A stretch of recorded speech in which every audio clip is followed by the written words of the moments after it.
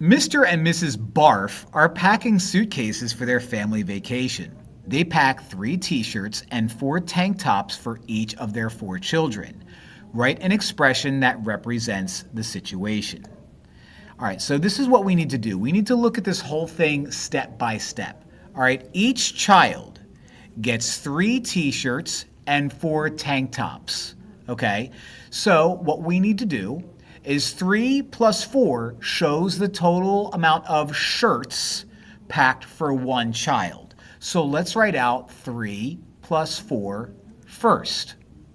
4 shows that there are 4 children. So now we have an operation going on, another operation going on. So what I'm going to do is I'm going to wrap the first operation in parentheses. If I have 4 groups of 3 t-shirts and 4 tank tops, I'm going to have 4 groups of everything inside of that parentheses. So I'm going to do 4 times that. So my final answer, when all is said and done, and I'm going to write it out in one color, is 4 times the quantity, 3 plus 4. And that's my expression.